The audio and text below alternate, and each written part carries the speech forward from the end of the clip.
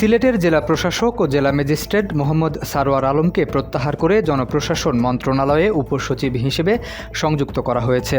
রোববার জনপ্রশাসন মন্ত্রণালয়ের সিনিয়র সহকারী সচিব জেতি প্রু স্বাক্ষরিত এক আদেশে এই তথ্য জানানো হয়।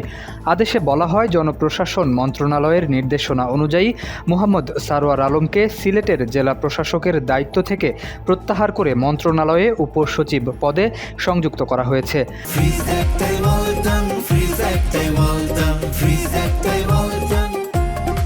আদেশটি আজই জারি করা হয়েছে বলে জানা গেছে। তবে প্রত্যাহারের সুনির্দিষ্ট কারণ কিংবা সিলেটের নতুন জেলা প্রশাসক হিসেবে কাকে দায়িত্ব দেওয়া হবে সে বিষয়ে আদেশে কোনো তথ্য উল্লেখ করা হয়নি।